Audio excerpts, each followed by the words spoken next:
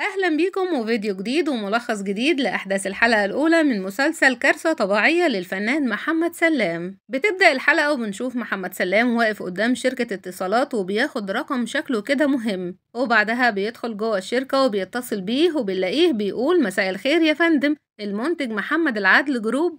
فبيرد عليه وبيقوله أيوة مين معايا؟ فبيقول له محمد سلام، واللي هو قايم بدور محمد شعبان. معاك محمد شعبان من خدمة عملاء بلو تيليكوم، أنا بكلم حضرتك بخصوص المشكلة على خط حضرتك. فبيرد عليه وبيقول له مشكلة إيه؟ أنا ما اشتكيتش من أي حاجة. فبيقول له محمد شعبان وأنا مش هستنى حضرتك تشتكي من حاجة، أنا عالجتلك المشكلة من قبل ما تحس حتى بيها، حضرتك عميل مهم جدا عندنا. فبيقول له شكرا يا حبيبي، تقدر تقولي ايه هي بقى كانت المشكلة؟ فبيقول له محمد شعبان المشكلة مش مشكلة بقى، وبيدخل في الكلام والهدف الرئيسي اللي هو كان بيتصل بيه من الأساس، وبيقول له المهم بقى أنا عندي كده فيلم كنت عايز أعرضه على حضرتك. فبيرد عليه يقول له عندك فين؟ بيقول له عندي أنا، ما أنا مؤلف وأنا اللي كاتبه يا أستاذ محمد.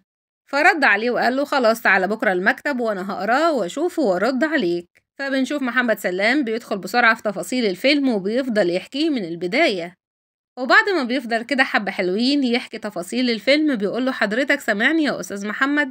فبيلاقي إن مفيش أصلا أي حد معاه على الخط، فبيضطر إن هو يقفل. بعدها محمد سلام بيلاقي عميل قاعد قدامه على المكتب وبيسأله عندكم كفرات موبايل؟ فبيرد عليه محمد سلام وبيقوله أنت عايز إيه؟ كفرات موبايل؟ احنا هنا خدمة عملاء في محل موبايلات هنا جنبنا. فبيرد عليه العميل ويقوله شكرا، وعلى العموم الفيلم وحش. وشكله كده كان قاعد من بدري ومحمد سلام بيحكي الفيلم للمخرج. وبعدها بنروح لمشهد تاني وبنشوف محمد سلام خرج من الشركة ورايح لماكينة ATM علشان يشوف مرتبه اللي بيلاقيه لسه موصلش. بعدها بيروح وبيدخل شقته وبيشوف مراته اللي اسمها شروق، فبتقوله شروق أول ما بتشوفه أنا جاهزة. بيقولها انت جاهزة لإيه؟ بتقوله مش اتفقنا أول امبارح إن احنا نروح الهايبر ماركت نجيب حاجة الأسبوع من هناك؟ قال لها صحيح أنا نسيت، خليها بكرة بقى علشان لسه مرتبي منزلش على الفيزا. قالت له هي أنا مرتبي نزل. قال لها برضو خليها بكرة علشان أنا جاي خلصان وعلى آخري. فهي بتمسك إيده وبتقوله ما تهزرش، مفيش ولا أي حاجة في التلاجة. بيقول لها يا شروق خليها بكرة، فبتقوله ما ينفعش. بعدها بنشوف شروق ومحمد في الهايبر ماركت وهما بيختاروا الحاجات اللي محتاجها بيتهم، وبعدها بيروحوا عند الكاشير عشان يحاسبوا ويخرجوا.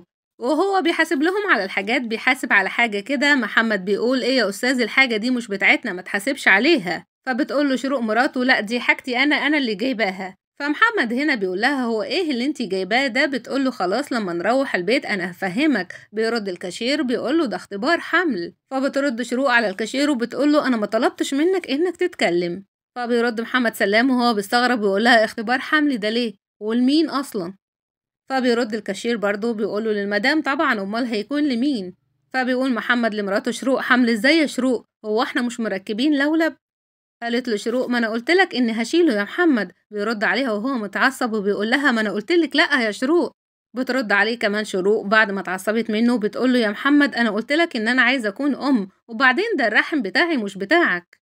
قال لها محمد مفيش حاجه اسمها الرحم بتاعك ومش بتاعي، الرحم ده بتاعنا احنا الاتنين. وهنا نسيوا انهم في هايبر ماركت وصوتهم عالي وكل الناس بتسمعهم. فبيكملوا نقاش ومحمد بيقول لها احنا مش كنا متفقين ان احنا نأجل الخلفة لحد ما امورنا تستقر؟ فهي بترد عليه وتقول له مالها ظروفنا يا محمد.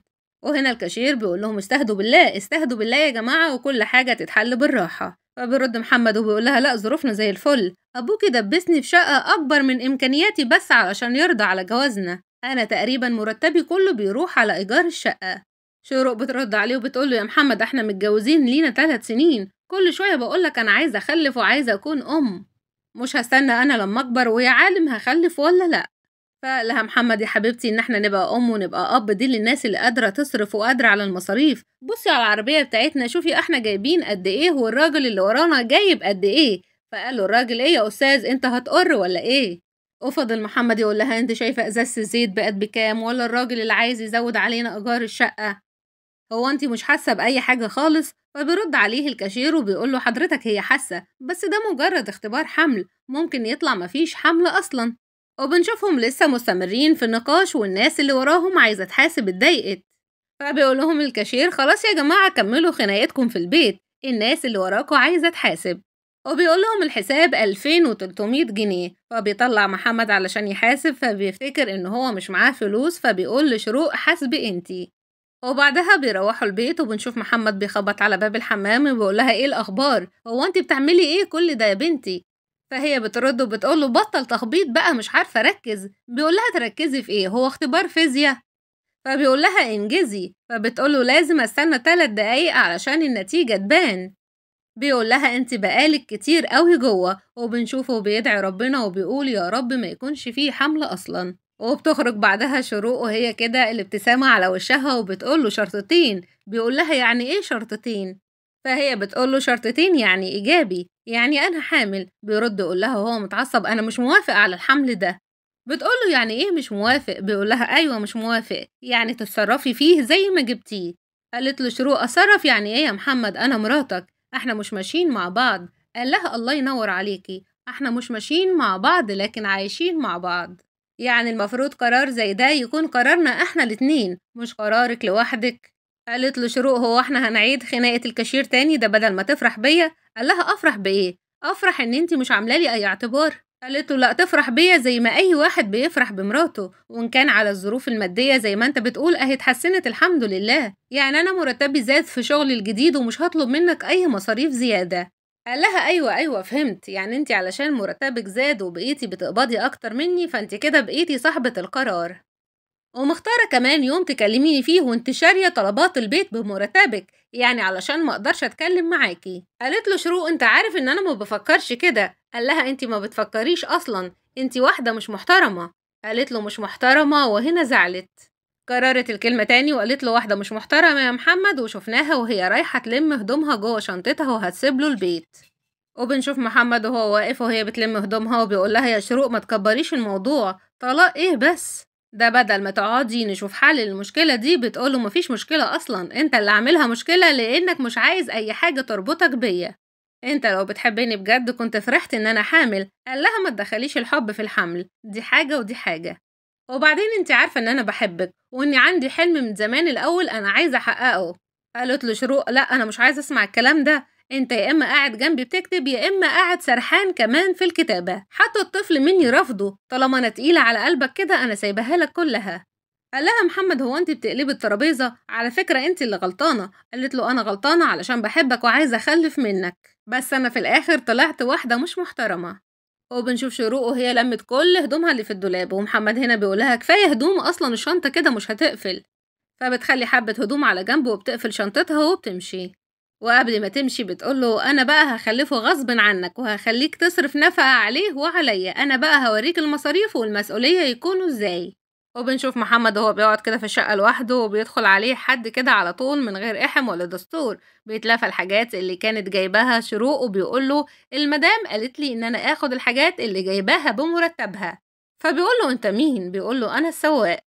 بعدها بنشوف كده إن الليل عدى ومحمد نايم على الكنبة وبيجيله اتصال. فبيرد يلاقيه رئيسه في الشركة وبيقوله أيوة يا مستر جمال أنا هو خلاص جاي في الطريق. وبيمشي بسرعة محمد وبيقول الحمد لله إني كنت نايم بهدومي. ولما بيوصل محمد الشركة بيلاقي زحمة كتيرة قوي قدام الباب، فبيقول لهم يا جماعة هو في إيه، ما احنا نزلنا لكم الابليكيشن على الموبايل.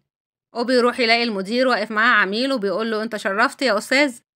فبيسيب له العميل وبيمشي. وهنا بنشوف العميل متعصب وبيقول لمحمد حسبي الله ونعم الوكيل. محمد بيقول له بتتحاسبن عليا ليه يا حاج، اعتبرني زي ابنك، قول لي بس مشكلتك ايه وانا هحلها ان شاء الله. فبنلاقي ان مشكلة العميل كده هايفة وملهاش 30 اي لازمة.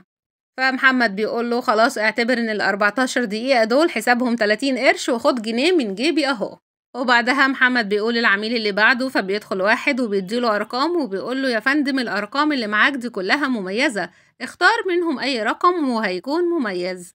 وبنشوف العميل وهو محتار يختار أي رقم، فبيقول له محمد أستأذن حضرتك تفضل في الاستراحة شوية، تختار الرقم براحتك وأنا هشوف العميل اللي بعدك. ولكن العميل اللي بعده بيكون حما محمد ومعاه بنته شروق، واللي هي طبعا بتكون مرات محمد. فبيقول لها والدها اقعدي يا شروق. بعدها بيقول للموظفين سلام عليكم، وبيقول لمحمد عايز اتكلم معاك كلمتين على انفراد. فمحمد بيبص كده حواليه انفراد ايه واحنا وسط اللمة دي كلها. فبيقول له هنا ممكن اعرف ايه اللي انت عملته مع بنتي ده؟ فبيقول له محمد ممكن طيب يا عمي لما نروح البيت نتكلم علشان ده مكان شغل. فحماه بيكمل كلامه عادي وكأن محدش قاله أي حاجة، وبيقول له انت ازاي يا فندم تطرد بنتي من بيتها في نص الليل؟ بيقول له والله يا عمي انا ما مشيتش حد، ده هي اللي مشيت من نفسها، وبعدين انت يا عمي ساكن في الشارع اللي ورانا يعني مفيش 5 دقايق. فحماه بيعلي صوته وبيقول له كل ده ليه يعني؟ كل ده علشان ان انت اكتشفت انها حامل من وراك. فهنا كل الناس بتسمع وبتستعجب، فهو محمد بيقول حامل مني حامل من ورايا بس مني. فبيقول له حماه ايه المشكلة ان هي حامل؟ يعني هي تعباك في ايه؟ انت مالك انت اصلا؟ فراح قال له لو سمحت يا عمي دي حياتي الشخصية وانا وهي متفقين على كل حاجة. قال له حماه يعني ايه متفقين على كل حاجة؟ دي بنتي ومن حقها تخلف عيل و2 و3. انت فاكر ايه؟ هو انت جايبها من الشارع؟ قال له ايه يا عمي بس اللي انت بتقوله ده، المواضيع ما تتحسبش كده. قال له اسمع يا جدع انت، انا من الاول مش موافق على الجوازة دي، الا بس هي اللي قالت لي ده انا بحبه وده اللي هكمل حياتي معاه. وقال له والله لو زعلتها تاني مش هيحصل لك طيب، وما تنساش انت ماضي على قايمة ب300,000 جنيه وعليك مؤخر 150,000 جنيه، يعني 450,000 جنيه اقسم بالله اسجنك بيهم. وهو بيقول كده دخلت عليه واحدة بتقوله يا جماعة صلوا على النبي. فبنشوف محمد بيقول ايه يا هبة ده، هو انت ايه اللي جابك هنا؟ فبيقول له حماه انا اللي قلت لاختك هبة تيجي علشان تحضرنا وتكون شاهدة، انا مرضتش اكبر الموضوع واجيب بقية العيلة. وبنشوف حماه بيقول لهبة اقعدي هات يا ابني اي كرسي. فبيقول له محمد كرسي ايه يا حماية، انا موافق اقسم بالله انا اصلا فرحان بموضوع الحمل ده. فهنا اخته بتبارك لشروق بتقول لها هو انت حامل يا شروق؟ فبتقول لها شروق ايوه انا حامل. فبنشوف هبة بتزغرط بعلو حسها. فبنشوف محمد هو بيطلب من مراته انها تروح وان حماه يروح والكل يروح علشان ده مكان شغله. وبنشوف محمد وهو بيكلم نفسه وبيقول هو انا ليه حياتي الشخصية اللي من دول بقت بودكاست. وبنلاقي المدير وهو بيقول له الف مبروك يا محمد، يتربى في عزك يا حبيبي. مبدئيا كده قبل ما تشيل البيبي هتشيل 4 ساعات علشان خاطر التأخير، اما بقى بالنسبة للاجتماع العائلي اللي انت عامله كده في الفرع هتشيل 3 ايام خصم يا محمد. زغريت في الفرع وانتوا جبتوا ملبس يا محمد. وبعدها بنروح لمشهد تاني وبنشوف محمد وهو رايح يزور واحد صاحبه في الشغل، وشكله كده النهارده خد اجازه وبيقول له الف سلامه على ابنك يا شوقي. فبيقول له شوقي الله يسلمك يا محمد بس انت عرفت منين؟ مين اللي قالك؟ فقال له محمد هو ايه مين اللي قالك؟ انا سألت عليك النهارده في الشغل قالوا ان هو واخد اجازه علشان ابنه تعبان. قال له شوقي ايوه صحيح بس هو الحمد لله بيتحسن، انا كان لازم اخد اجازه علشان اخلي بالي منه وابعده عن العيال، انت عارف ان الحصبه معديه. قال له محمد ربنا يتم شفاه على خير. فبعدها محمد بيقول له الحق يا شوقي ده بيلعب مع اخواته هيعديهم كده. بعدها بنشوف شوقي وهو بيرد كده وفي حالة لا مبالاة وبيقول له يلعب بقى ولا يتنيل. فبيقول له محمد طيب هي فين مامتهم؟ فبيرد شوقي وبيقول له في الشغل، خلصت الأجازة الاعتيادي والعارضة والمرضى وأنا اللي لبستهم. فقال له محمد ربنا يقويك. وهنا بنشوف شوقي بيقول لمحمد يا محمد انت فيك حاجة شكلك متغير. فقال له محمد شروق حامل. قال له شوقي انت بتهزر. قال له محمد يا ريت. فقال له شوقي ازاي يا ابني هو انت مش كنتوا قايلين ان انتوا مركبين لولب؟ قال له محمد الست هانم شالته وحملت.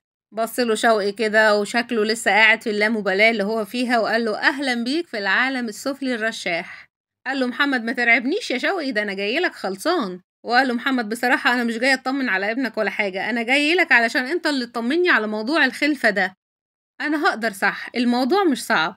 ضحك شوقي كده وتحس إن هو في عالم تاني أصلا وبص لابنه وقال له يا عبد العليم بطل تلون أختك أنا لسه مسحها امبارح. وهنا شوقي بيكمل كلامه مع محمد وبيقول له هو مبروك أولا، هي الخلفة جميلة وكل حاجة بس آخرك عيل، ولو عرفت تخلف نص يبقى نص. قال له محمد نص ايه؟ هو انت بتهزر يا شوقي انا بتكلم جد. فقال له شوقي والله بتكلم جد. قال له محمد يا ابني انا مش مستعد نفسيا ولا ماديا للخطوة دي. قال له يا ابني اهدى ده اول حمل، الشطارة بقى ان انت ما تغلطش غلطتي، اديك شايف المورستان اللي انا عايش فيه. فبيرد عليه محمد وبيقول له انت ليه عملت في نفسك كده؟ بيقول له شوقي انا اللي عملت في نفسي؟ اسكت. فبيقول محمد انا مش عايزه اخلف يا شوقي، انا لسه ما عملتش حاجه في حياتي، انا مش حمل خنقه ورابطه دلوقتي خالص. فبيرد شوقي عليه وبيقول له لا يا حبيبي الكلام ده فات اوانه خلاص، انت داخل على الخلفه. خلفه فاهم يعني ايه؟ يعني تبطل مرقعه وتدور لك على شغل تاني علشان شغلك في الفرع ده مش هيكفي مصاريفكم. قال له محمد شغل ايه كده؟ انا مش هيبقى عندي وقت للكتابه، وبعدين الكتابه دي عايزه صفاء ذهن وراحه بال. ده غير إن السعي ورا شركات الإنتاج محتاج وقت. قال له شوقي بقول لك ايه اللي انت بتقوله ده مش هياكل عيش. قال له محمد لا هياكل عيش، ما هو ربنا زي ما كرم محمد رمضان ومحمد رجب اكيد هيكرم محمد شعبان، وهو ماله محمد شعبان يعني؟ ما هي كلها شهور كريمه. فقال له شوقي كل سنه وانت طيب. وهو ماشي بيقول له الحق يا شوقي ابنك بياكل من علبه كريم الشعر. قال له عادي عادي، ابقى خلي حته لبابا يا حبيبي. وبعدها بنروح لمشهد تاني وبنشوف محمد وشروق في بيتهم، وكانت شروق مجهزة له الأكل، وبعد ما خلص بتقول له إيه رأيك؟ قال لها تسلم إيدك، وبعدها سابها وراح على البلكونة وهي راحت وراه. فبتقول له شروق أنا أسفة والله العظيم أنا ما كانش قصدي إن أحطك في الأمر الواقع، ليك حق تزعل وليك حق تزعل من بابا كمان على اللي عمله النهاردة، بس أنا نفسي تشوف الموضوع من وجهة نظري أنا وتحط نفسك مكاني. يا محمد أنت عارف إن ماما وبابا خلفوني على كبر، وماما توفت وهي بتولدني، يعني أنا كبرت لا عارفة يعني إيه عيلة ولا دفع عيلة، طول الوقت حاسة إن أنا لوحدي، مع إن بابا حاول إن هو يعوضني ويقوم بدورها وكل الكلام ده، بس كان في حاجة ناقصة من جوايا من وأنا صغيرة، بحلم إني أخلف وأكون عيلة مع الراجل اللي أحبه، وأنا بحبك أوي يا محمد وعايزة أخلف منك وعايزة أعوض كل المشاعر اللي أنا اتحرمت منها دي. فبيقول لها محمد خلاص خلاص أنا كمان اتعصبت عليكي وقلتلك كلام يزعلك، بس أنا اللي مضايقني إن انتي عارفة سبب خوفي من الخلفة دلوقتي وشرحتلك كتير، بس انتي كمان رحتي نفذتي اللي في دماغك. قالت لشروق حقك عليا، انت عارف ان انا ماليش غيرك، هات راسك ابوسها. قال لها ايه يا شروق انت عارفه ان احنا واقفين في البلكونه. قالت لشروق يا محمد دي راسك عادي هو في ايه؟ قال لها خلاص خلاص انا مش زعلان، بس بشرط توعديني انه مفيش خلفه تاني، يعني مش بعد ما نخلف تيجي تقولي ان انتي نفسك تخلفي عيل تاني. قالت لشروق لا من ناحيتي ما تقلقش، انا مش هقول غير لما انت تقول ان انت عايز تخلف تاني. قال لها لا ما تقلقيش انا مش هقول. بعدها قالت له شروق طب يلا عشان نعمل سونار ونشوف ان هو ولد ولا بنت. قال لها سونار ايه؟ قالت له سونار، مش بابا قال روحوا اعملوا سونار وطمنوني؟ قال لها ابوكي قال كده؟ قالت له اه في اخر الخناقه. قال لها لا طالما قال كده يروح البسي بسرعه لحسن الاقيه جاي الشغل بكره وجايب لي دكتوره نسا في ايده. وبعدها محمد وشروق راحوا لدكتور النسا، فهنا محمد لقى الكشف ب500، فبيقول لها 500 جنيه كشف امال الولاده بكام؟ قالت لشروق انا هحوش مبلغ محترم للولاده. وبنشوف الدكتور بعدها وهو بيكشف على شروق وهي بتقوله هيا دكتور ولد ولا بنت؟ قولي بنت بقى. فبيقول لها الدكتور ولد ايه وبنت ايه بس انت لسه في بدايه الشهر الثالث. هنا محمد بيسمع وبيقول له الثالث يعني انت شايله اللولب بقالك 3 شهور؟ قالت له شروق بيقول لك بدايه الشهر الثالث يعني شهرين بس يا محمد. ومحمد بيعلي صوته والدكتور قال له استنوا بس كده، وبيبص في السونار وبيقول لهم انا شايف في حاجه يعني ما بتحصلش كتير. قال له محمد ايه اللي ما بتحصلش كتير؟ يعني الشمس هتتعامد على الرحم؟ شروق قالت له في ايه يا دكتور الحمل كويس قلقتنا. قال له محمد ما تتكلم وتقول في ايه.